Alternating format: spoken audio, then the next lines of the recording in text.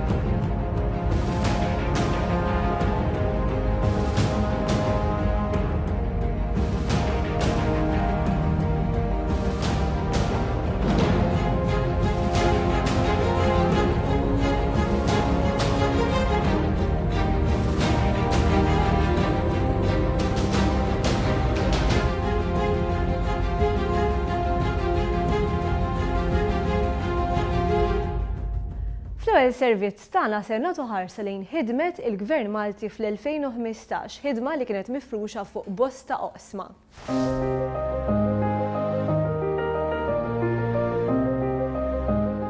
Mill-ekonomija għal proġetti edukattivi, mid-drittijiet ċivili għal qasam infrastrutturali jew dak tas-sigurtà. L-2015 reġgħet kienet sena fejn pajjiżna baqa' jikseb riżultati tajbin u dan mhux b'kombinazzjoni. Biex jitqassam il-ġid irid jinħoloq u propju din is-sena Malta ma kienx nieqsa minn dan.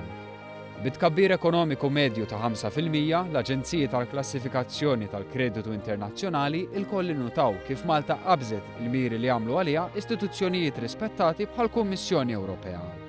Id-deficit naqas u Malta ħarġet mill-proċedura ta' deficit eċċessiv li ddaħlet fih fi żmien Gvern Nazzjonalista, filwaqt li d-dejn beda jkun ikkontrollat. L-ekonomisti bdew jitkellmu dwar suċċess bla preċedent. Qatt ma l-ekonomija ta' Malta ħassejt li qed timxi daqshekk smoothly, ġifieri mingħajr tfixkil. U tikber. Ġifieri waqt li qed tikber, qed tikber, imma mingħajr skossi imma. Il-qasam ekonomiku kompla jkun imsaħħaħ b'inizjattivi ġodda bħal Seed Investment Program, it-tfassil tal-Family Business Act u Trade Malta u sħubija bla preċedent bejn il-privat u l-qasam pubbliku. Sħubija li qed narawha f'diversi oqsma mhux l-inqas il-qasam tas-saħħa. Hawn tħabbar investiment ta' 200 miljun euro li se jagħti ħajja ġdida lill-Isptar San Luqa u l-Isptar Ġenerali ta' Għawdex. Dan għandu jwassal biex minn barra li l-pazjent Malti jingħata servizz aħjar jiġbed ukoll lejn pajjiżna it-turiżmu mediku. B'rabta mal-istess proġett kien hemm ukoll aħbar li l-Iskola Medika ta' Fama magħrufa bħala Barts se tiftaħ fera f'Għawdex ukoll. There will be a Barts Medical School here on Gozo as part of an ambitious plan to regenerate the provision of healthcare here in your country, and we are proud to be part of it. But now the work begins. We have agreed what it is that we want to do, and we have a shared enthusiasm for doing it. All we have to do now is deliver. Tħabbar ukoll sptar ġdid fi Smart City b'investiment ta' 100 miljun euro, filwaqt li f'San Ġwan fetaħ il-bibien tiegħu il-Life Sciences Park. Fil-fatt fil-qasam tal-investiment l-aħbarijiet ma qataw xejn. Fost oħrajn rajna l-arrestu tiftaħ il-fera f'Għawdex kif ippjanat. Xi ħaġa sinifikanti għax il-gżira ta' Tletoljiet kienet ilha żmien ma tiġbed investiment ta' dan it-tip. Il-faċilità tieħu mitruħ sa nkomplu nkabru bħalma se nkabru Malta wkoll, għax se nżidu xi 70 ruħ sal-aħħar tas-sena Malta. Nittamaw li nżidu isu 10-20 oħra hawnhekk, imma l-ħsibijiet huma li dan il-post jintela kollu ħaddiema sa mitruħ. L-Intercontinental bdiet twettaq proġett ta' 32 miljun euro, il-Corinthia bdiet tippjana l-lukanda ta' 6 stilel u Huawei iffirmat Memorandum of Understanding biex tipprova il-5G f'Malta. Ħabbar ukoll l-investiment tal-American University of Malta. Investiment kontroversjali minħabba l-għażla tas-sit f'żona barra mill-iżvilupp. Iżda wara d-diskussjoni u konsultazzjoni intlaħaq bil li kien apprezzat minn ħafna biex l-Università b'investiment inizjali ta' 100 miljun euro se ssir f'Witilajn u Bormla. L-AUM ma kienx l-uniku proġett ambjentali li qajjem diskussjoni. Il-Gvern għadda biex iwettaq il-mandat elettorali tiegħu li jifret l-Awtorità Maltija l-Ambjent u l-Ippjanar bilan li l-ambjent ikollu awtorità għalih. Din ukoll kienet diskussjoni mqanqla u matul d-deputat Marlin Farrugia iddikjarat ir-riżenja tagħha mill-Partit Laburista u li kienet se żżomm siġġu indipendenti fil-Parlament.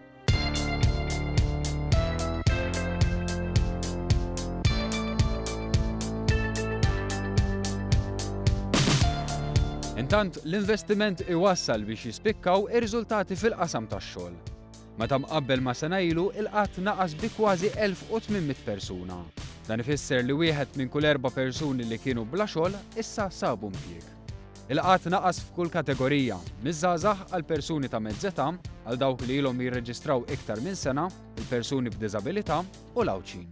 Dan is-suċċess kien xprunat mill-privat li baqa' joħloq aktar impjiegi. Iva, il-mira tal-gvern hija li sas-sena 2020 ikonna 70% ta' dawk li għandhom bejn l-età ta' 20 u 64 sena li jkunu fid-dinja tax-xogħol. Illum il-ġurnata diġà lħaqna l-mira ta' 66.1%. Kollox jindika għalhekk li dik il-mira li għamilna s-sena 2020 se nkunu qegħdin nilħquha qabel.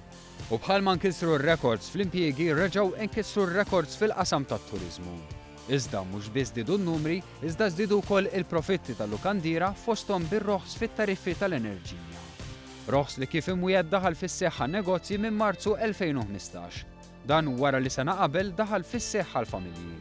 Flimkien dawn se jħallu 80 miljun euro fl-ekonomija. It-titjib huwa sostanzjali u jagħmilna aktar kompetittivi. Definitely. So kien bżonn jus f'mument opportun. Tifhem u l-kumpanija ħattija iktar enerġija u iktar ottimistu biex tkompli tħares lejn il-futur, tkompli tinvesti fil-futur. Il-krejnijiet kollha ta' fuq il-moll jaħdmu bil-elettriku, kif ukoll nipprovdu servizz ta' reefer containers, ġifieri containers li kollhom kontenut ta' pereżempju laħam li jkun irid jinżamm f'ċertu temperaturi u għal daqstant dawn il-containers li jkunu jridu jiġu ipplagjati mas-sistema tal-elettriku. B'dan it-traħħis il-Freeport ser jiffranka ma' 800,000 euro fis-sena f'kontijiet tad-dawl.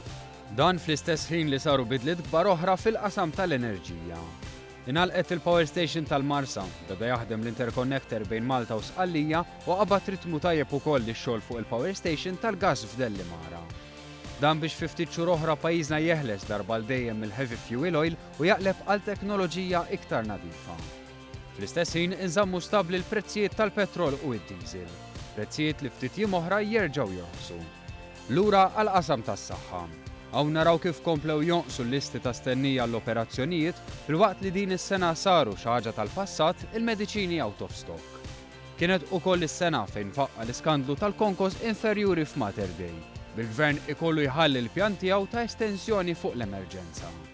I would say it's very unusual to come across a case like this where there's, at the moment, it would appear quite an extensive issue around the concrete strength across 2 of the blocks. So that would be quite unusual in our experience. Have you ever encountered anything like it in a public building or a public hospital in particular? No, not in my experience, no.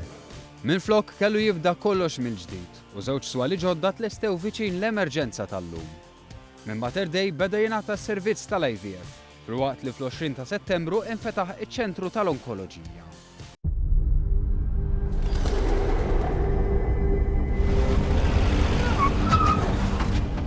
Libyan visa.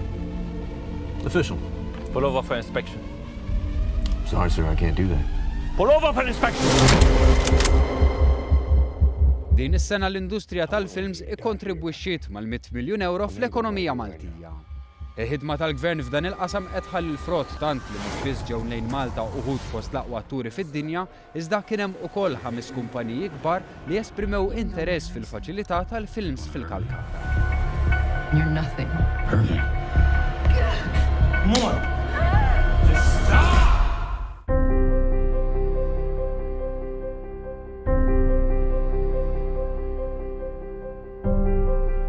Kienet ukoll is-sena fejn fil-waqt li l-gvern attakka l-abbuż fil-benefiċċji soċjali ta' inċentivi kbar lil dawk li jridu jidħlu fid-dinja tax-xogħol b'miżuri bħal in-work benefit.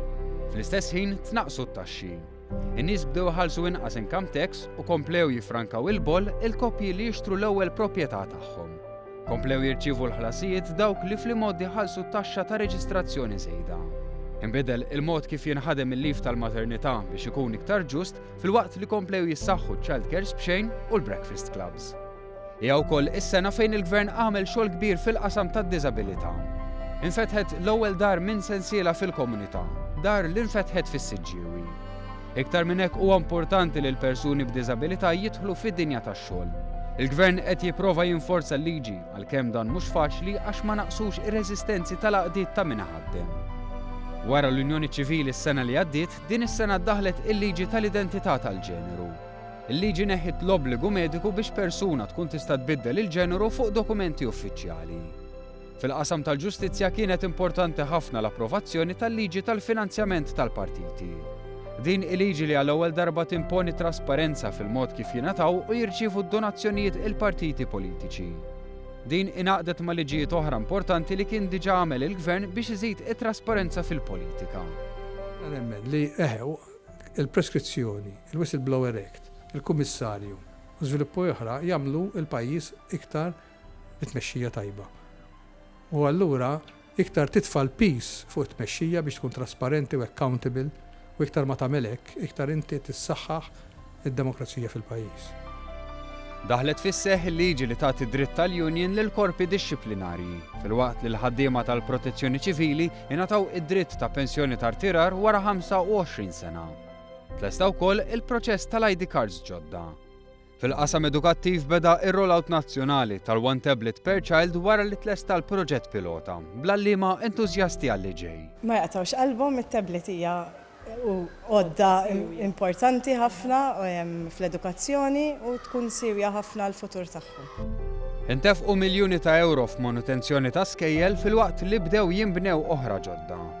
Dan fl-istess ħin li żdiedu l-istipendji u baqgħet tissaħħaħ il-garanzija żgħażagħ.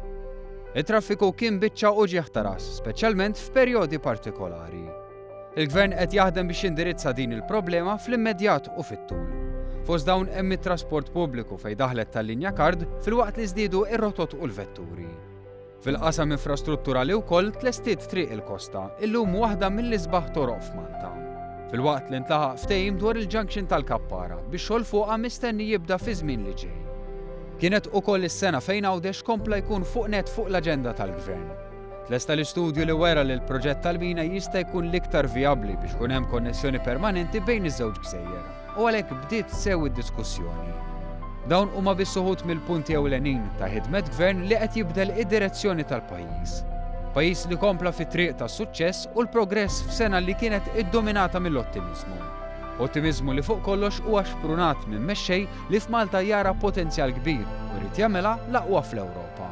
Għandna llum l-ikbar tkabbir tal-ekonomija fl-Ewropa. Għandna llum l-inqas rata ta' qatt fost l-inqas fl-Ewropa.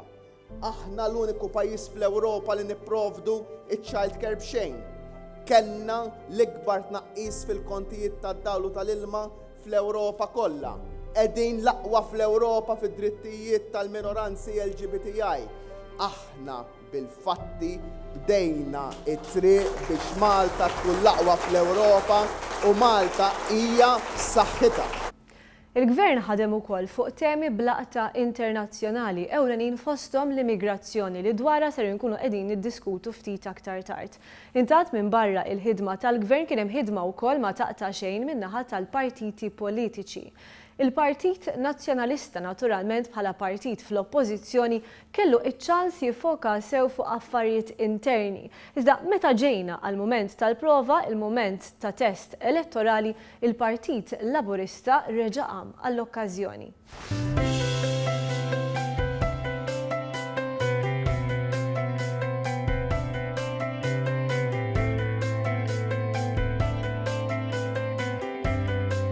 Fl-ewwel xhur tas-sena l-partiti politiċi iffukaw l-enerġija tagħhom fuq il-kampanja għall-elezzjoni tal-kunsilli lokali. Elezzjoni li saret fil-11 ta' April u li kienet meqjusa bħala waħda importanti għaż-żewġ partiti, iżda iktar diffiċli għall-Partit Laburista. Dan għaxrar jkun hemm gvern fl-Ewropa li jirbaħ elezzjonijiet magħrufa bħala mid-term. Il-Partit Laburista kampanja bit-tema Malta Ottimista fil-waqt li l-Partit Nazzjonalista kellu l-messaġġ nagħmlu d-differenza.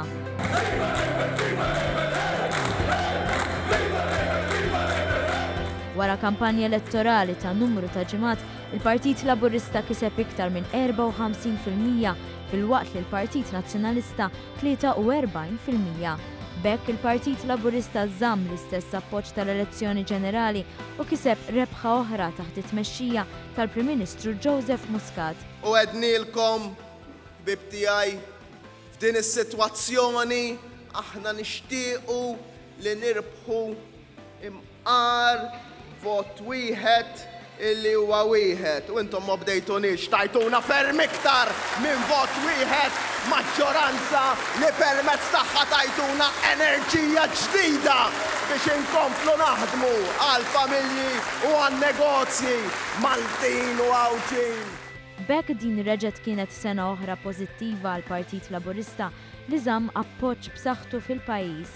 Appoġġ ispirat mit-tmexxija ta' Joseph Muscat li fi stħarriġ tal-opinjoni pubblika wara ieħor baqa' iktar fdat bil-wisq iktar mill-kap tal-Oppożizzjoni Simon Busuttil.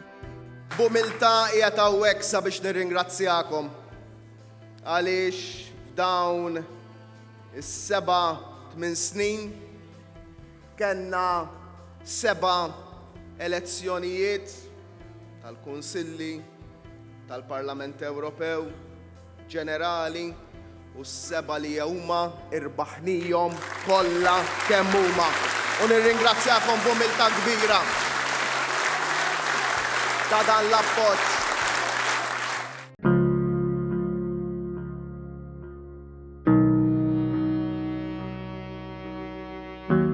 Mil-banda l-oħra, il-Partit Nazzjonalista reġa' ffaċċja sena diffiċli, għalkemm fl-oppożizzjoni u prova jagħti l-impressjoni li qiegħed jiġġedded jidher li Simon Busuttil għadu ma jistax jinfatam mill-era Gonzi PN. Id-diffikultajiet kibru mill-mod kif indirizza s-sitwazzjonijiet diffiċli l-kap tal-oppożizzjoni. F'Marzu l-Malta Today żvelat skandlu ieħor. L-akkuża li r-raġel ta' Giovanna De Bono kien imexxi skema ta' xogħol fil-privat minn fondi pubbliċi. Bħal dejjem Busuttil irreaġixxa biskiet u meta mistoqsi mill-ġurnalisti qal li dan hu każ ta' tfigħ ta' tajn u magħha ebda passi. Qal li sar jaf bil-każ mill-Gazzetta iżda mbagħad irriżulta li l-whistleblower fil-każ kien iltaqa' miegħu ma' Chris Said u tkellem ma' David Aġus. Eventwalment il-Pulizija resqet lil Anthony De Bono l-qorti u De Bono irreżenjat mill-Partiti Nazzjonalista iżda baqgħet fil-Parlament. Irrid ngħid li jiena aċċettajt din ir-riżenja b'dispjaċir. Kienet ukoll sena fejn f'dadija negattiva biex jattakka l-Gvern il-Partit Nazzjonalista uża kemm seta' l-kunjom Gaffarena. Dan wara li qamu mistoqsijiet dwar ftehim li sar bejn ċertu Marco Gaffarena u d-Dipartiment tal-Artijiet li dwaru l-Prim Ministru talab investigazzjoni li issa għaddiet għand l-Awditur Ġenerali.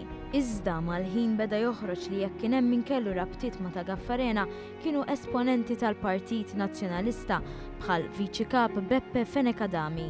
Iktar minnu kien jafsow lil ta' Gaffarena l-eks Ministru Joe Cassar bħal Fenekadami Joe Cassar ma qal xejn sakemm fil-medja sar magħruf li minant Gaffarena aċċetta numru ta' rigali fosthom karozza, sistema ta' sigurtà u saħansitra xogħol b'valur ta' eluf ta' euro fid-dar tiegħu. F'dan il-każ ukoll Busuttil kien jemmen li Cassar ma kellux jirriżenja. La darba m'hemmx element ta' illegalità fil-każ ta' Joe Cassar u la darba m'hemmx lanqas element ta' użu ta' fondi pubbliċi, jiġifieri ir-relazzjoni taqbel jew ma taqbilx hija relazzjoni privata. Liġi ma nkisritx. Ħassejt illi ma setax jibqa' fil-pożizzjoni tiegħu ta' kelliem għall-kultura imma mhuwiex każ illi wieħed ikeċċi mill-partit persuna għax trat karozza jew għax ħadet xi ħaġa minant individwu. Iżda s-soċjetà u l-medja ħasbuha mod ieħor. L-oppożizzjoni ma jistax daqqa waħda tippretendi li nafisha li għal-verġni U tista' titkellem mingħajr ma ħares lejn dak li ġara mhux 20-40 sena ilu, aħna mhux qed nitkellmu fuq 20, fuq 30, fuq 40, 50 sena ilu, fuq 3 snin ilu. U d-impressjoni ma taqta' xejn, Joe Cassar kellu jirriżenja mill-Parlament. Iktar kmieni matul is-sena kien irriżenja wkoll minn Segretarju Ġenerali Chris Said, il-bniedem li bħal Busuttil kellu kuntatti mal-whistleblower fil-każ ta' Għawdex. Għalkemm Busuttil qal li Said ma kienx se jerġa' jikkontesta għal din il-kariga biex il-Partit Nazzjonalista jerġa' jikseb il-maġġoranza f'Għawdex. Minflok inħatret Rosette Take li mal-ewwel test l-organizzazzjoni tal-Festi tal-Indipendenza ftit li xejn ħallit impatt pożittiv, tant li għal xi jiem dawn il-festi spiċċaw iċ-ċajta ewlenija fuq il-midja soċjali. Oxtejr, ħasra, ta' affarijiet zbieħ l-TV, we be keep active, tgħidilna l-Ewropa wkoll, keep active. Ma kienx biss il-kariga ta' Segretarju Ġenerali tal-Partit Nazzjonalista li ntliet minn persuna ġdida. Persuni ġodda wkoll għall-Knisja Maltija u l-ikbar union tal-pajjiż.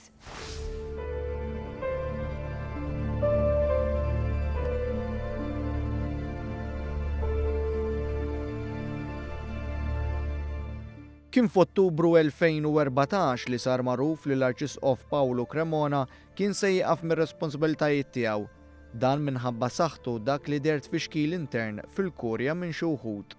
Iżda kellha tidħol is-sena ġdida biex seħħ dak li qal ħafna der ovvju mill-bidu, il-ħatra ta' Charles Scicluna bħala Arċisqof. Kellha tasal tmiem il-ġimgħa ta' frar biex l-isem tħabbar uffiċjalment. As you know, the Holy Father, Pope Francis, has appointed His Grace Monsignor Charles J. Scicluna as Archbishop of Malta. 5 xhur wara li kien ħalla l-iktar karika importanti u ta' pis fil-Knisja Maltija, dawn kienu l-ewwel kummenti li kien ta' One News l-Arċisqof Emeritu Paolo Cremona. Irrid islilu nnifsu li huwa komdu mal-persuni li hemm hemmhekk. Jiġifieri naħseb li jagħmel rixaf m'hemm xejn ġdid fiha, ġifieri. Naqwa li ifittex il-persuni li huma kapaċi jgħinuh. Forsi f'affarijiet li ma jistax jagħmelu jitlu huma u bl-istess spirtu li jitlu fihom, jiġifieri lin-nies nħobbuhom u nersqu lejhom. Fil-waqt li fl-ewwel dikjarazzjoni tiegħu wara l-ħatra tħabbret uffiċjalment, l-Arċisqof Charles Scicluna kellu messaġġ ċar. Jienek sewwejtkom, jiena nkun jien, mhux fotokopji ta' xi ħadd ieħor, you'll get Charles Scicluna. U Alla jgħin. Eventwalment Scicluna ħal ħatra b'mod uffiċjali fil-21 ta' Marzu.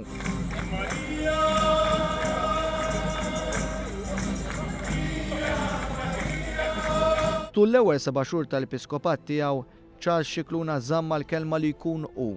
Bniedem li ma joqgħodx lura milli jgħid dak li jaħseb anke dwar suġġetti kontroversjali. Għalkemm emilu ta' spiss qajjem dubji dwar kemm jista' jiġbed nies ġodda lejn il-Knisja Kattolika. Knisja Kattolika li fuq livell globali qiegħda tiġġedded grazzi għal kariżmu l-bidliet li qed jimplementa Papa Franġisku li jrid iktar trasparenza fil-Vatikan u Knisja iktar tan-nies, fost oħrajn permezz ta' bidliet imħabbra fil-proċessi tal-annullament.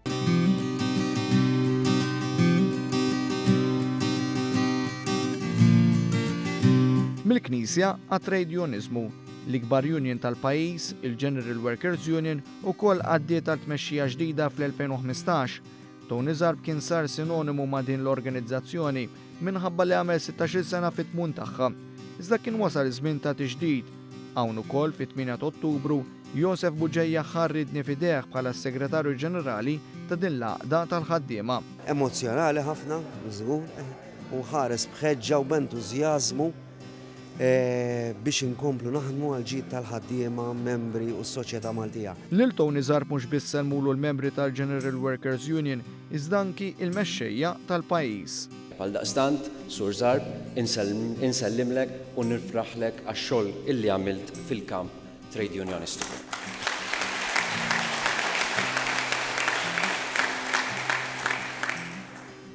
Nixtieq ovvjament jiena wkoll nawgura mill-ewwel lis-Segretarju Ġenerali il-ġdid tal-General Workers Union illi ser jiġi ikkonfermat dalwaqt lis-Sur Josef Buġejja. Il-Tony ngħidlek issa mhux daqshekk imma.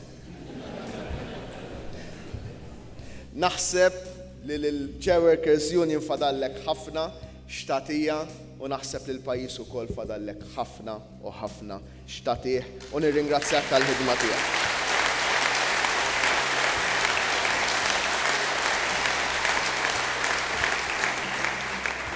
Lil Josef nawguralek ħafna Josef.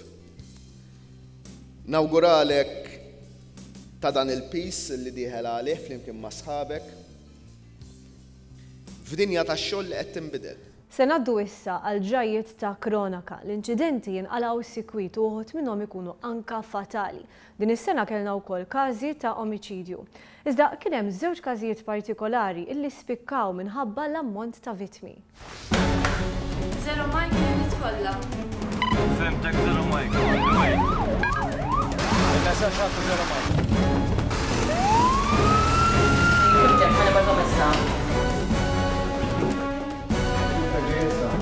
12 persuna. It-total ta' persuni li nqatlu f'delitti jew tilfu ħajjithom f'inċidenti traġiċi fit-toroq Maltin matul is-sena 2015. L-età medja ta' dawn il-persuni li nqatlu jew mietu f'inċidenti stradali kienet ta' 54 sena. Iżda l-aktar żewġ inċidenti li ddominaw l-aħbarijiet matul din is-sena ma ħallew l-ebda persuna mejta. L-ewwel inċident tal-massa kien dak waqt l-attività paqpaq li għall-Istrina organizzata mill-Uffiċċju tal-President. Kien nhar il-ħadd 4 Ottubru, meta l-ħabta tas-satejn ta' wara nofsinhar, karozza ta' tip Porsche misjuqa mill-miljonarju Paul Bailey tilfet il-kontroll u baqgħet dieħla fuq in-nies li kienu wara barriers tal-ħadid. Kampjonat tal-Formula 1.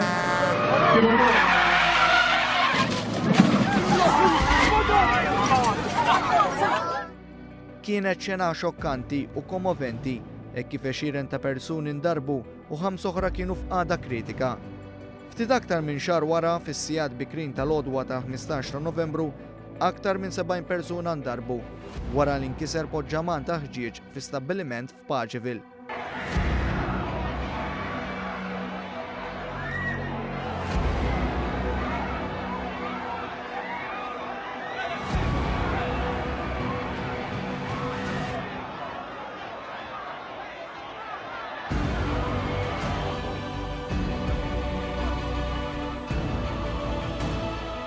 Fost dawk li weġġaw kien hemm żewġ tfajliet taħt l-età li għamlu xi ħin ukoll fil-periklu tal-mewt. Kienu diversi reazzjonijiet tal-poplu għal dawn iż-żewġ inċidenti tal-massa bil-gvern jitlob reviżjoni tal-liġijiet eżistenti li jassiguraw is-sigurtà waqt attivitajiet li jiġu organizzati f'pajjiżna. Lil minn dawn l-inċidenti tal-massa, l-ewwel mewt għal din is-sena seħħet propju ftit sigħat mill-bidu tas-sena. F'ħabta ma' qarblu tad-dawl fi triq ir-Rabat fin-Nadur inħasdet ħajjet Matthew Mejla, student tal-liġi li kellu 22 sena. Jirriżulta li Mejla kien passiġġier f'dan l-inċident. Inċident fatali ieħor f'Għawdex kien dak fil-Munxar fejn tfajla ta' 22 sena tilfet ħajjeta wara li kienet ukoll passiġġiera f'karozza involuta f'ħabta. Fl-eqqel tas-sajf mara ta' 64 sena mill-Fgura mietet wara ħabta fiż-Żurrieq. L-inċident kien seħħ nhar id-29 ta' Lulju, iżda l-mara tilfet il-battalja kontra l-mewt 5 ijiem wara. L-inċidenti traġiċi komplow nhar il-ħadd 11 Ottubru. Dakinhar anzjan ta' 77 sena minn Burmarrat miet wara li ntlaqat minn karozza fil-waqt l-Ingliż ta' 67 sena ereq f'Paradise Bay Għajn Tuffieħa biex kompla jiżdied in-numru ta' turisti li ħallew ħajjithom fl-Ibħra Maltina. Ix-xahar ta' Ottubru tagħna aħbar traġika oħra, din id-darba lil minn xtutna iżda kienet tinvolvi ċittadin Malti. Nhar is-16 Ottubru sewwieq ta' mutur miet fi Sqallija. Nhar il-21 ta' Novembru anzjana ta' 77 sena mill-Mosta tilfet ħajjita wara li ttajret waqt li kienet ittaqsam minn fuq zebra crossing. F'Diċembru ra raġel jitlef ħajtu ftit pass il-bot minn daru wara li ntlaqat minn karozza fis-Siġġiewi. Fil-waqt li jumejn qabel il-miliet, raġel ta' 59 sena tella mejjet wara l-waqaf ġiebja fil-limiti tan-Nadura. Apparti dawn l-inċidenti stradali, matul din is-sena kellna wkoll qatt ta' inċidenti fejn fost l-oħrajn wieħed riċenti kien dak f'Barriera r-Rabat u li ħasat il-ħajja ta' Zabbari ta' 53 sena. Mill-inċidenti traġiċi għad-delitti. F'Marzu seħħu żewġ delitti. B'tal-ewwel Silvana Muscat instabet mejta f'adira dem f'appartament f'San Pawl il-Baħar. Fl-istess xahar Raymond Karwana li kien mixli bit-tixħim tal-imħallef Ray Paċ inqatel viċin ir-razzett tiegħu f'San Blas, is-Siġġiewi.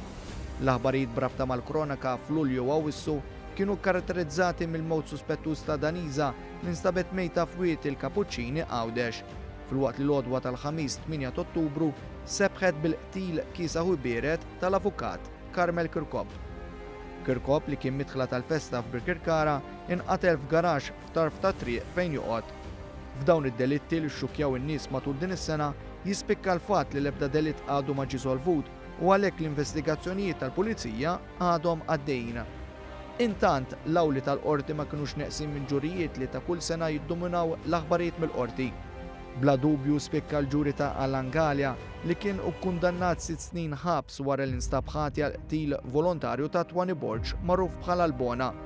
Ġuri ieħor li kiseb l-attenzjoni ta' bosta kien dak tal-Libjan Nizar El Gadi u weħel sentenza ta' omor il-ħabs tal-li qatel l-eks mara tiegħu l-avukat Margaret Mifsud.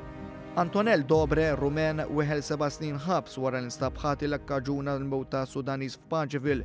Filwaqt li Matthew Mitzi minn Bormla weħel 6 snin ħabs tal-li kien kompliċi f'ħolda f'ħanut f'Birkirkara. Każ ieħor li nqata kien dak dwar il-qtil ta' Kristina Samur fl-Imġar, hekk kif kien se jibda għaddej ġuri kien itgafam metta li qatel l-eks sieħba tiegħu u l-qorti kkundannatu 35 sena ħabs. L-aħbarijiet mill-Libja ma naqsux u matul din is-sena nħatfu żewġ ċittadini Maltin. Noel Xiberras, direttur ta' kumpanija li tamministra l-parkeġġi fil-Libja, għamel 47 ġurnata jinżamm minn milizja viċin Tripli. Filwaqt li Pier Baldacchino, li huwa direttur maniġerjali tal-Isptar St. James fl-istess pajjiż, għamel ġimgħa miżmum u nħeles f'operazzjoni delikata minn forzi Libjani. F'dawn iż-żewġ każijiet ta' ħtif spikka l-irwol tal-awtoritajiet Maltin li ħadmu qatih biex iċ-ċittadini Maltin jirritornaw fi gżiritna qawwijin u sħaħ. Kienet ukoll sena fejn wara ħafna diskorsi u battibekki dwar jekk Malta għandu xikolla il-kaċċa fir-rebbija, il-poplu ntalab jivvota u l-verdett kienu ħeċċar.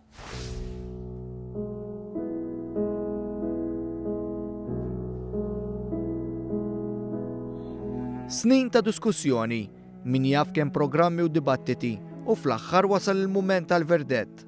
Fid-9 ta' Jannar il-Qorti Kostituzzjonali iddeċidiet li talba li għamlet koalizzjoni mexxija mill-Alternattiva Demokratika wara li ġabret eluf ta' firem biex isir referendum dwar il-kaċċa fir-rebbija kienet leġittima u waħda li kellha tintlaqa.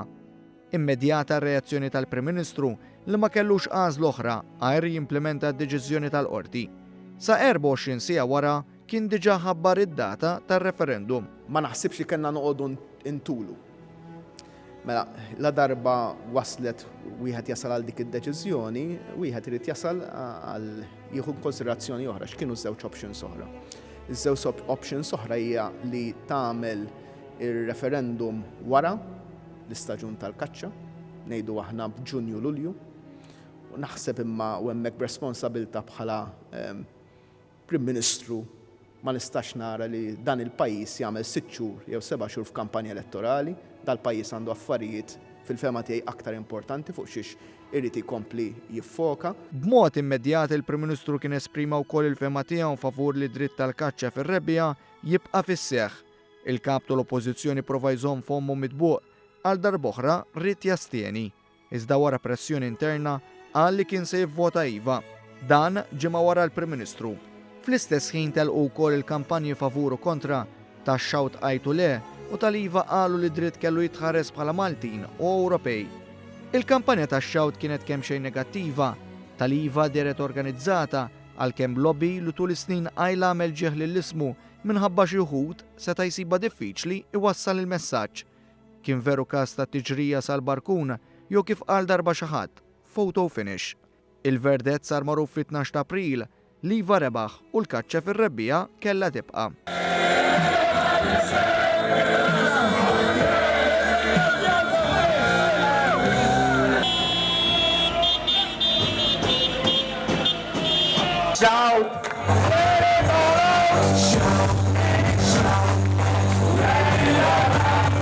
U biċ-ċelebrazzjonijiet għaddejjin kien ċar il-messaġġ tal-Prim Ministru. L-awtoritajiet ħajqu qed jistennew kollaborazzjoni sħiħa mill-kaċċaturi u l-għaqdiet tagħhom.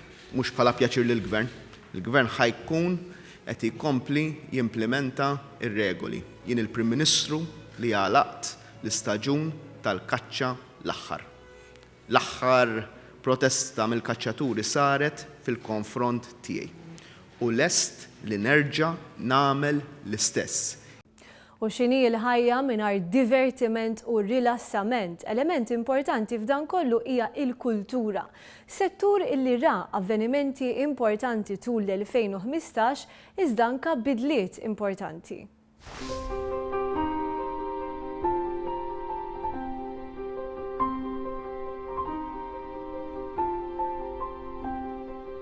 Il-wirt kulturali Malti ta' min iħarsu. L-impenn tal-Gvern f'dan is-settur hija xhieda ta' din ir-rieda. Il-proġett ta' restawr fil-Forti Sant'Irmu kien fost l-aktar żviluppi notevoli s-sena li għaddiet. Kien jinkludi xogħlijiet estensivi fl-infrastruttura li tħalliet tiddeġenera għal snin twal. Sewa ftit aktar minn 15 miljun li 85% minnhom kienu finanzjati minn fondi Ewropej. Il-proġett wassal biex infetaħ għal pubbliku il-Mużew tal-Istorja Militari. Il-pubbliku natalu spazju li għal snin sħaħ ma kellux aċċess għalih. Żvilupp ieħor kien fil-Katakombi ta' San Pawl, proġett fdat fidejn Heritage Malta. Dan kien proġett ta' konservazzjoni tal-wirt arkeoloġiku. F'Ottubru kien inawgurat proġett ta' restawr fil-Forti Sant'Angelo fil-Birgu li wara ospita l-mexxejja tal-pajjiżi tal-Commonwealth għaċ-Ċogħem. Proġett b'investiment ta' 15 miljun euro, ħafna minnhom fondi Ewropej. Fl-okkażjoni tal-450 sena mill-assedju l-kbir, Heritage Malta nedit kalendarju għall-2015 mimli rappreżentazzjonijiet tal-affreski tal-assedju l-kbir li wħud minnhom kienu eżibiti fis-Sala ta' Tron fil-Palazz il-Belt u li mbdew immedjatament wara l-assedju tal-1565. Il-President tar-Repubblika Mary Louise Colero Preka ħadet dan il-kalendarju taħt il-patronċinju tagħha u l-Community Chest Fund se tkun qed tibbenefika mill-qlieħ. U fl-aktar proġett riċenti permezz ta' investiment ta' 3 miljun euro inbniet tinda protettiva fuq it-tempji megalitiċi ta' Ħaltarxin. Bekk ittaffit ftit mill-ħsara tal-elementi. Il-proġett b'finanzjament ukoll mill-Fond Ewropew għall-Iżvilupp Reġjonali wassal biex jinħoloq passaġġ bil-għan li jipproteġġi l-art fil-waqt li joffri iktar aċċessibilità. Id-Direttorat tar-Restawr kien biżel ukoll tul l-2015, fosthom fir-restawr ta' kappelli u proġetti fi bliet storiċi bħal-Birgu, l-Imdina u l-Isla. Kienet sena biżla ħafna fil-qasam kulturali. F'Mejju l-Parlament approva struttura legali ġdida l-Kunsill Malti għall-Arti li tgħid li l-Kunsill għandu jippromovi s-setturi kulturali u kreattivi. Il-Kunsill identifika 5 għanijiet u stabbilixxa 7 azzjoni x'indirizza fil-5 snin li ġejjin. Inħolqot l-istrateġija Create 2020. L-2018 hija l-fulkru tal-pjan bil-Belt Valletta tkun il-Kapitali Ewropea tal-Kultura. Ix-xogħol fuq l-istrateġija beda minnu fih. Wara li l-liġi tal-Kunsill Malti għall-Arti daħlet fis-seħħ, artisti kienu mistiedna jaqsmu l-viżjoni tagħhom għall-2020. 330 persuna kontribwixxiet ta' tfassir tal-istrateġija imfaħra minn Maltin u barranin. Fil-5 snin ġejjin huwa ppjanat investiment ta' 10 miljun euro direttament fix-xogħol kreattiv ta' professjonisti u organizzazzjonijiet tal-arti.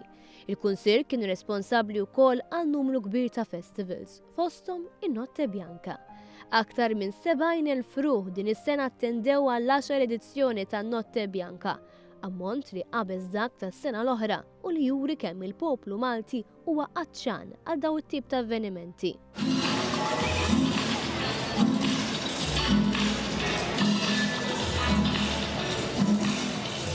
Fl-istess waqt avvenimenti bħal dawn iħallu impatt ekonomiku pożittiv fuq il-komunità tan-negozju taż-żona u fuq l-artisti li jipparteċipaw. Predizzjoni ta' din is-sena rnexxa lan li n-nies tiffrekwenta wkoll in-naħa t'isfel tal-belt li mhux is-soltu tara daqstant attività.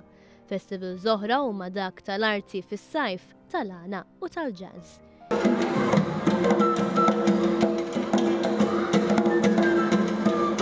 Il-Karnival reġa' kien suċċess bid-dilettanti jgħidu li qed ikompli jikber minn sena l-oħra.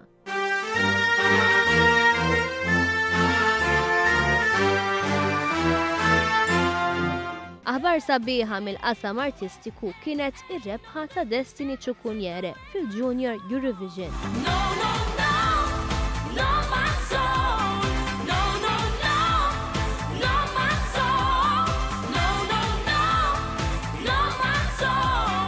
Filwaqt li reġa' sar b'suċċess il-Festival tal-I Love MTV li fuq il-fosos tal-Florjana reġa' ġibet l-eluf.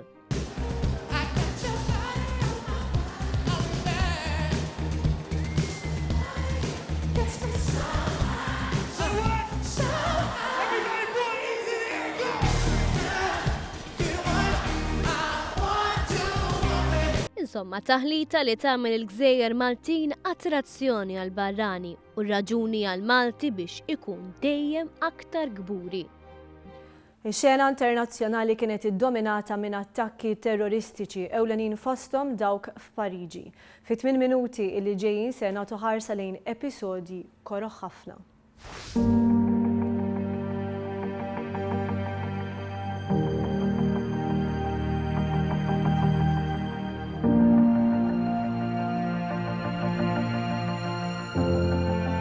L-2015 kienet daqqa ta' ħarta għas-settur turistiku fi Franza, b'mod speċjali f'Pariġi. Kollox beda nhar l-erba' 7 ta' Jannar, meta l-ħabta tal-11 filgħodu inkisret ir-rutina tal-ħajja f'Pariġi.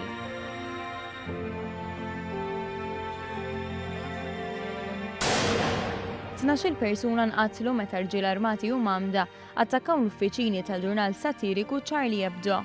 F'post ieħor, f'Pariġi stess, raġel ieħor kienet iżomm numru ta' ostaġġi f'supermarket. Aktar tard, fl-istess ġurnata, dawn inħelsu. U bħalli kieku dan kollu ma kienx biżżejjed, fl-istess sena, l-istess belt kapitali reġgħet sofrit minn 6 attakki mdemmija li f'lejl wieħed ħallew 130 persuna mejta. Attakki li flimkien ma ta' Charlie Hebdo refgħu ir-responsabbiltà għalihom militanti tal-Istat Iżlamiku. Kien is-Sibt 14 ta' Novembru li Franza qamet maħsuda wara lejl b'attakki mifruxa mal-belt kapitali Franċiża. L-ekim sejjaħ moħħ wara dawn l-attakki terroristiċi inqatel waqt raids li għamlet il-Pulizija Franċiża f'appartament li kien jintuża minn dawk irresponsabbli mill-istess attakki.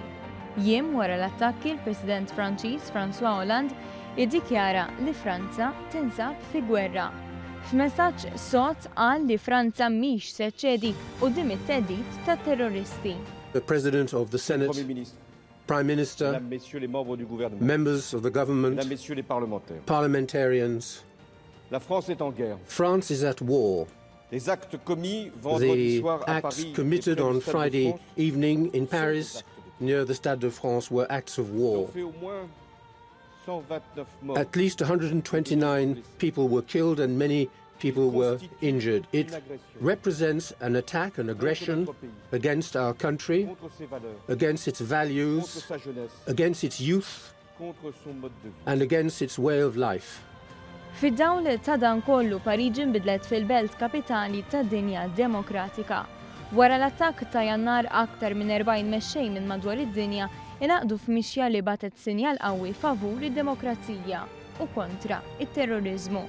Wara l-attakk ta' Novembru diversi pajjiżi minn madwar id-dinja inaqdu flimkien għal minuta silenzju, xi ħaġa li reġgħet tat xaqta tama wara l-qtieħ il-qalb ta' matul il-jiem tal-attakki. Però Pariġi kienet biss belt waħda mill-ħafna li matul l-2015 sfaw mira ta' militanti tal-Istat Iżlamiku.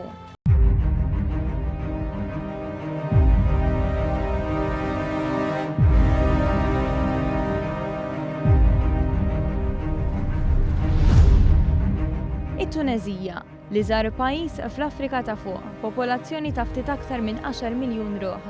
Pajjiż magħruf sew mal-Maltin li bħal ħafna pajjiżi oħra għandu r-rikkezzi u l-istorja tiegħu li jisbok kull aspettattiva fost dawk kollha li jagħmlu żjara f'dal pajjiż. Rikkezzi bħal Mużew Bardo pereżempju, li jinkorpora fih kollezzjoni ewlenija ta' możajċi Rumani u biċiet oħra ta' importanza storika. Dan il-mużew huwa wieħed mill-attrazzjonijiet prinċipali għat-turiżmu fit-Tunezija u safa fil-mira ta' attakk terroristiku li ħalla aktar minn 20 persuna mejta u aktar minn 40 midruba. Dan l-attakk seħħ f'Marzu.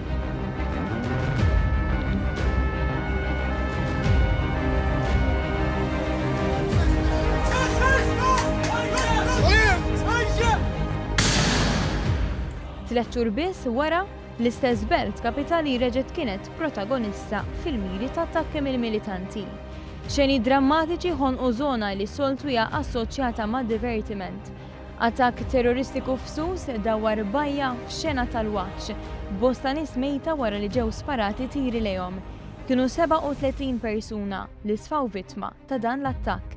Intant finqas minn il-ġimgħa wara l-attakki f'Pariġi f'Novembru, militant qatel iż-żewġ soldati fil-belt kapitali tal-Bosnja, Sarajevo.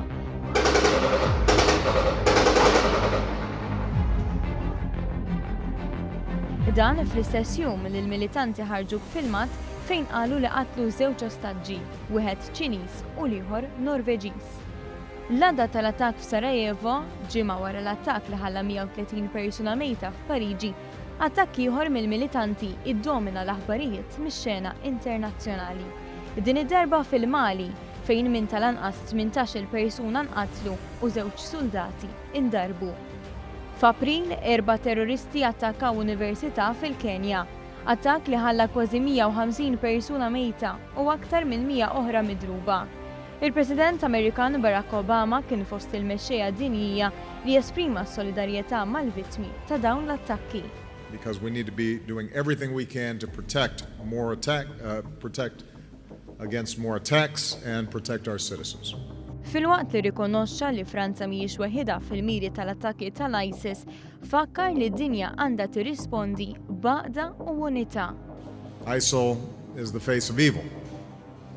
Our goal, as I've said many times, is to degrade and ultimately destroy this barbaric terrorist organization.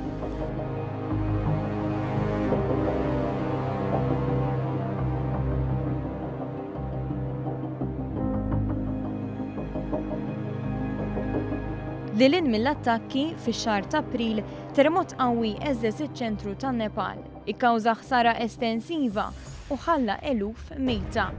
Il-terremot li kejjel 7.8 fuq l-iskala Richter ħalla ma' 8,000 persuna vittma tiegħu fil-waqt li aktar minn 17,000 persuna sfaw midruba. Ġimagħtejn biss wara dan it-terremot devastanti, meta n-nies kienu għadhom qed jippruvaw jikkalmaw xi ftit mix-xokk u jerġgħu lura r-rutina tal-ħajja ta' kuljum, l-istess pajjiż intlaqat minn terremot qawwi ieħor li din id-darba kejjel 7.3 fuq l-iskala Richter. Terremot li ħalla numru ieħor ta' persuni mejta kemm fin-Nepal kif ukoll fl-Indja. Kelliem mal-Gvern tan-Nepal kien qal li 31 minn 75 distrett fil-pajjiż ġew affettwati. Iżda hekk kif għaċ-ċittadini tan-Nepal ix-xahar ta' Mejju reġa' fisser xokk qawwi ieħor, l-istess xahar fisser raġġ ta' tama għal diversi pajjiżi oħra. Fi-9 ta' Mejju ta' din is-sena l-Organizzazzjoni Dinjija għas-Saħħa iddikjarat it-tmiem għal marda tal-Ebola fil-Liberja, wieħed mill-iktar pajjiżi milquta minn din il-marda, għalkemm f'Lulju u f'Novembru kienu reġistrati xi każi ġodda. Marda li qed tkun ikkontrollata u mnaqsa u li l-ewwel każ tagħha kien irreġistrat uffiċjalment lura f'Marzu tal-2014. Kawża tagħha mitu aktar minn 11,000 persuna. Il-maġġoranza tal-każi tal-Ebola seħħew propju fil-Liberja, fil-Ginea u fis-Sierra Leone.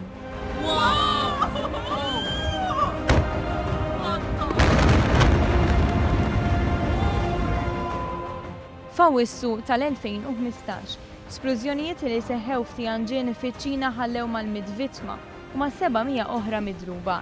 Dawn l-isplużjonijiet tqabblu ma' dak li daqs li kieku kien terremot b'qawwa ta' 2.9 fuq l-iskala Richter.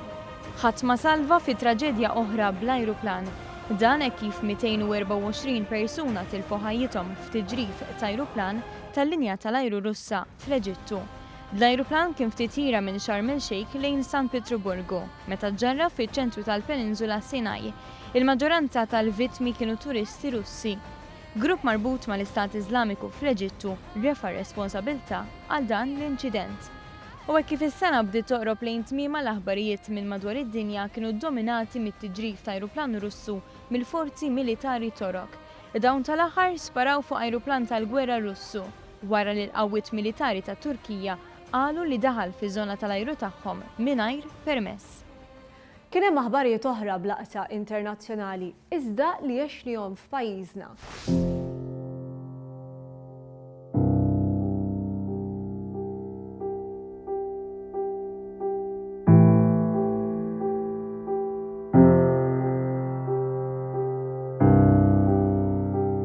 f'laqdiet internazzjonali li diġà minna referenza lihom iddominat ukoll it-tema tal-immigrazzjoni illegali. Għal Malta din hija kwistjoni li ilha preżenti snin, iżda din is-sena l-Unjoni Ewropea wkoll apprezzat l-impatt tagħha u tellata fuq l-aġenda internazzjonali. Sa mill-bidu tas-sena, anke fid-dawn tal-kriżi fil-Libja li ssoktat, il-Prim Ministru Malti għamel kull sforz biex iqajjem il-kwistjoni fuq livell Ewropew, saħansitra bgħatt tal-laqgħat bilaterali fosthom dik f'Berlin mal-Kanċellier tal-Ġermanja Angela Merkel. Fl-istess ħin il-politiċi Ewropej ma kienux qed jifhmu l-kobor tal-problema, il-Baħar Mediterran baqa' jservi ta' ċimiterju b'waħda mill-ikbar traċedji isseħħ f'April. F'Malta sar funeral għal 24 persuna li mietu f'din it-traċedja u li ttellaw mill-ilma.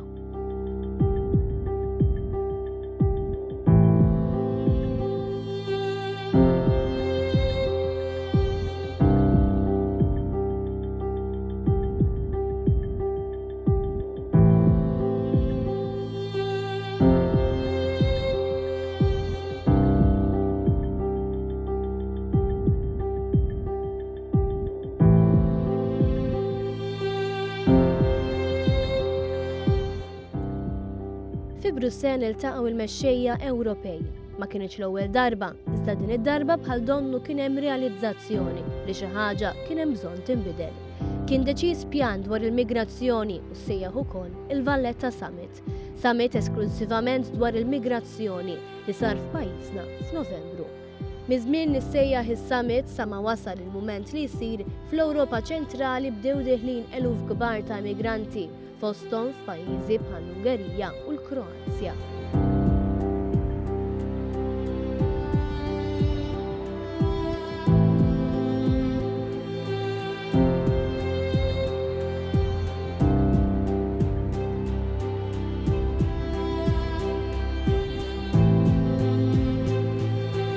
Intant, fil-11 ta' Novembru Malta ġew il-mexxejja Ewropej u Afrikani.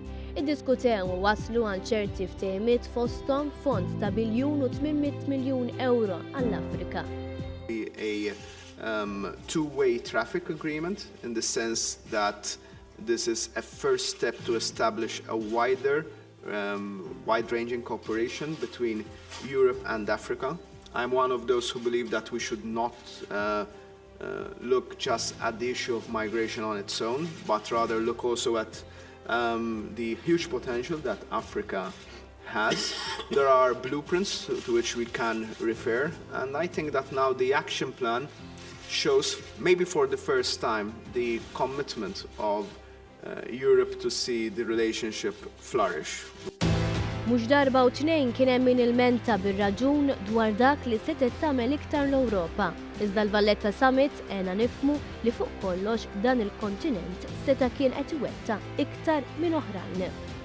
But I must say I'm a proud European because Europe is definitely the only group of countries in the world that is trying to act together and is doing something tangible in a way to forge a partnership with Africa that looks beyond just money, that looks beyond just the economic development, but I hope that today we have sowed the seeds of something that can be much more long-term and a genuine partnership. Thank you.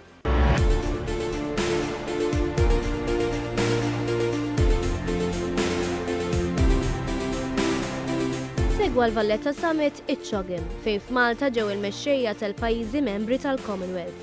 Għal darb'oħra kien avveniment internazzjonali organizzat b'suċċess. Prime Minister, you've made sure that we are heard here with your great chairmanship. I want to thank Prime Minister Muscat for the skill with which he has steered our deliberations and the consensus which he was able to forge. Ġiet ukoll il-kap tal-Commonwealth, ir-Reġina Elisabetta II, dan fi żjara rari barra pajjiżha għall-monarka ta' 90 sena. Since my first experience of Malta in 1949 as a young woman, I have seen this country evolve into a strong nation which plays an important role on the world stage. You have retained your unique character and powerful national identity. With each visit here, I am reminded why Malta was awarded the George Cross in 1942 by my father. F'Malta ċogħi mingħata rilevanza li ma bħala. Lejlet konferenza tal-COP21 f'Pariġi dwar it-tibdil fil-klima, il-Gvern Malti mbotta l-bżonn li minn Malta toħroġ pożizzjoni komuni li biha 53 pajjiż imorru Pariġi. Għal dan il-għan f'Malta ġew ukoll il-President Franċiż François Hollande, Segretarju Ġenerali tan-Nazzjonijiet Magħquda Ban Ki-moon. Il-ftehim intlaħaq u f'Pariġi l-pajjiżi tal-Commonwealth kellhom pożizzjoni komuni. Dan wassal biex f'Malta is-Segretarju Ġenerali tan-Nazzjonijiet Magħquda tkellem b'ton pożittiv. There's a strong commitment, not only the government, but the business communities and civil societies and people on the ground.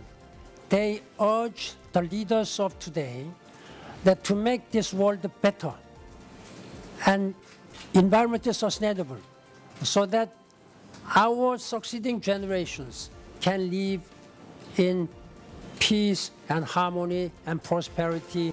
Ta' Pariġi fejn il-Prim Ministru ppreżenta din il-pożizzjoni komuni kien summit li dam ġimagħtejn. Kien hemm mumenti ta' tensjoni fejn xi forma ta' ftehim der il-bord, iżda finalment il-ftehim intlaħaq. Però dan ma kienx l-aħħar avveniment b'rilevanza internazzjonali għal din is-sena. F'Diċembru f'Malta ġew ukoll il-presidenti taż-żewġ parlamenti fil-Libja. Għal darb'oħra, Malta serviet ta' pont ta' dialogu b'rilevanza internazzjonali. Biex hekk l-2015 mhux biss kienet is-sena fejn Malta saret l-aqwa fl-Ewropa f'diversi oqsma bħall-ekonomija u drittijiet ċivili, iżda żiedet ir-relevanza tagħha fid-dinja. Din kienet l-2015, l-2015 mill-lenti tal-Kamra tal-Aħbarijiet ta' One News. Zammejna li telespettaturi u li semmija tar-radju aġġornati ta' kuljum u l-impentana u għali l-istess namlu għall-2016.